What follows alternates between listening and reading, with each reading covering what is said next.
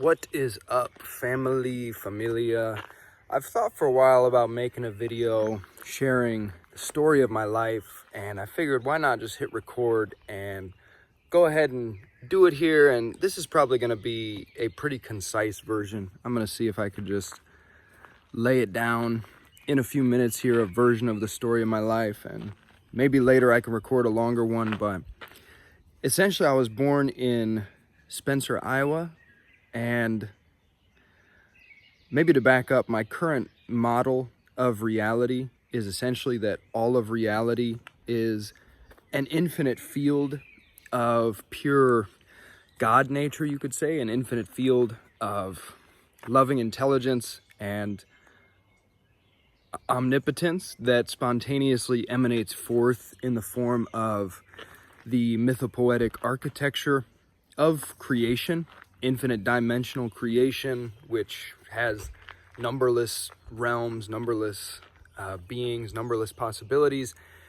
And presently we happen to be sojourning through the earth realm here. So at the deepest level, I see myself as being a non-separate emanation of Almighty God. I see all beings as being that. In a profound sense, we are God, you are God, I am God, we're all God, and yet we're also these God sparks. I deeply intuit that we are souls on a many lifetime journey, and this is one of those lifetimes, this lifetime as human beings living on Earth at a pretty interesting moment that seems to be the end of a dark age and the early murmurings of a planetary awakening, perchance, if we're lucky. So it's a pretty crazy time to be here. So in 1991, during that point in human history, I, in this lifetime, incarnated in Spencer, Iowa, was born to my beautiful parents, Connie and Dan Bates. I come from a beautiful, large Iowa family of mostly Christians. Was raised in small town Iowa, and yeah, grew up there, lived a pretty classic small town USA existence, in many ways a very blessed childhood, very loved by my parents who told me that I could do anything I dream. God bless their hearts. Of course, there were some shadows growing up there at this stage of civilization, being surrounded by a reasonable amount of homophobia, racism, fair bit of alcoholism, some drug abuse. This stuff wasn't so present in my family, but just in the surrounding culture, the surrounding community. And yeah, people could be pretty judgmental. We were all kind of bullying each other in high school, and that left marks on all of us. I think that, we all needed to work out at a later time. And yeah, essentially my story took an unexpected, strange turn around my first year or so of university. I was always a good student, even though I really didn't like school on a deep level. My parents told me it was important, and I was good at it. And so I got a full ride academic scholarship offered to me from quite a few universities because my PSAT scores were so high. I didn't even know what the PSAT was for on the day we took it. I didn't know we were taking it. Just showed up. They're like, we're taking a test today. And just happened to score really high. I was always pretty much 99th percentile on standardized tests, for whatever that's worth, whatever narrow bandwidth of intelligence that measures. I happen to be lucky enough to have a lot of brain power along that particular narrow axis of measuring intelligence. So yeah, I accepted a full ride academic scholarship to the University of Nebraska, Lincoln. And I see this is already 5 minutes. This is already getting longer than I anticipated. Yeah, so diving right in here, I was 19, I believe, when I first ate magic mushrooms in Nebraska. I had already been drinking some, had already started smoking a fair bit of cannabis by that time. Had my first major heartbreak. I had had some heartbreaks earlier in life too, but the first really major one came around my freshman year of college. Fell in love with this girl. Got my heart shattered. Had about 6 major heartbreaks in my life before meeting my wife. Those were some of the most defining and painful, heart-shattering, but also kind of post-traumatic growth experiences of my life. So after getting my heart shattered freshman year, I consciously decided, okay, I'm just gonna become a bit of a party animal now to kind of cope with this. I'm going to start smoking copious amounts of cannabis, and that's what I did. And then I happened to try mushrooms around age 19, and also tried some other psychedelics in university. And those psychedelics really, long story short, ripped my reality tunnel wide open. That was about 15 years ago. I discovered that my inherited life script was a relatively narrow trajectory, represented a relatively narrow set of possibilities within this infinite field of life, of consciousness, of energy. And I just realized there's way more out there. And I realized the life script I had inherited probably wasn't particularly nurturing to my soul. And so yeah, that led me in a different direction. I partied pretty hard in college. I was a bit lost, kind of binge drinking a lot, smoking a lot of herb, slanging a few bags of herb, you know, doing my thing. And then I moved to I'm realizing that this is yeah. It's interesting. Starting to tell my story is really reminding me how much has happened in my 34 years of life, and I'm feeling like I'm not really going to be able to do it justice in this video. So I might just tell the super short version of what happened after that, because I need to get going in a couple minutes here. But long story short, moved to Asia to teach English in South Korea. Lived in Asia for 16 months, traveled to like 10 countries. Then pretty much was nomadic. Traveled to 30 plus countries in my 20s. Was nomadic for around 10 years. Quit my last day job in 2015. I had started prolifically blogging about my psychedelic insights around the year 2012, about 13 years ago. Started to find a following online, became a co-owner of a blog that I was guest blogging on, highexistence.com. We started selling online courses and later creating psychedelic retreats, and that led into online coaching of individuals, as well as creating online group containers of transformation. And so yeah, I quit my last day job about 10 years ago to go all in on the path of being a creator, an artist, a rapper, a transformation agent.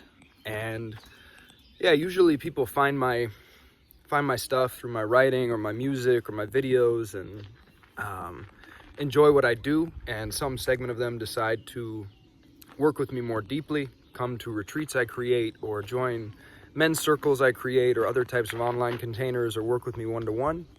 And that is how I have earned a living for the last 10 years. Also self-guided courses. I've created quite a few self-guided courses, and at different points that was a larger source of income. So yeah, that's kind of been the quote-unquote career or vocational trajectory. And in addition to that, I've really been on quite a mystical quest for truth ever since my early psychedelic openings 15 years ago. Been on quite an intense quest for truth, for freedom, for enlightenment, for God. Didn't know exactly what I was looking for, I think, when I started this quest. Just knew I was looking for something. And I would say now what I was looking for was God's love, was the felt presence of God in my own heart, the direct experience of God as this here now, this eternal now moment, eternal presence here and now. And I found that, and it got deeper and deeper. I first sat with ayahuasca in 2018 and had about 50 ayahuasca ceremonies since then. I first sat with Bufo in 2020 and had about 30 experiences with 5-MeO DMT or Bufo since then. Those particular medicines, those particular ancient teachers, ancient intelligences took things a lot deeper for me. I also engaged in a very deep study of world wisdom traditions, especially the mystics of different traditions and non-duality, enlightenment teachings, Christian mysticism. Dove deep. And was also making a lot of rap music that whole time, was doing a lot of writing. I've published 5 books. And became a dad in 2021. That was an absolutely seismic shift in my path. Really an invitation to go from freewheeling Peter Pan, world traveling vagabond mode to like grounded, responsible, rooted father energy, which has been a huge initiation. Wouldn't trade it for the world. My daughter is the light of our life. We love her so much, and she's been an incredible gift. And been with my wife about 5 years now. We got married at Kumankaya Ayahuasca Healing Center in the jungle during an ayahuasca ceremony.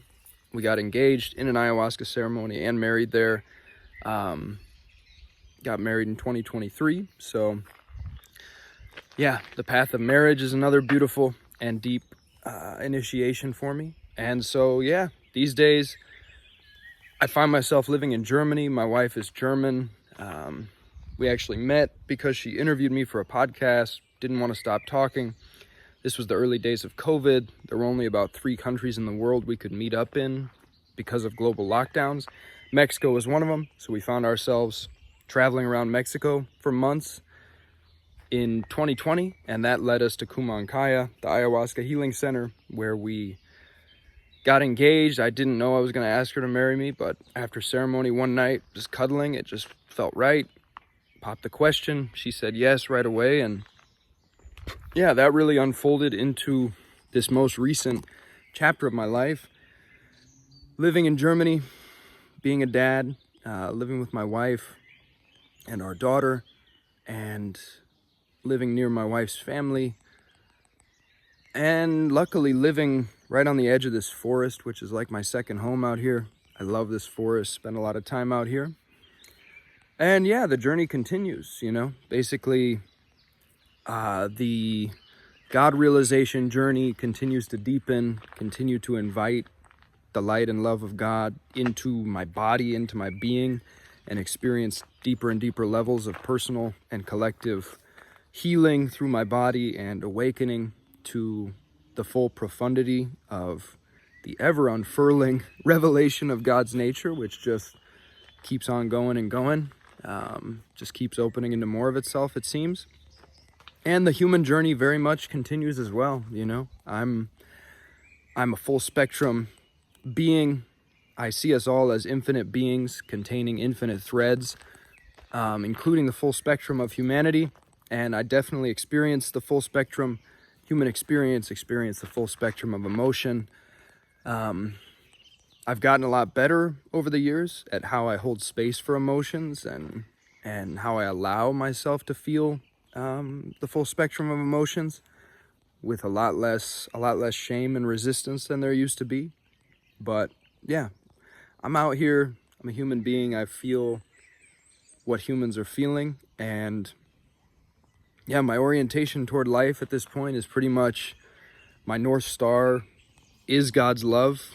I believe my purpose on this earth is to practice to basically become what I truly am, to be myself, and to act as a pure channel for my deepest, loving, grace-filled God nature, and to give that love to my daughter, to myself, to my wife, to my family and friends, and to all beings.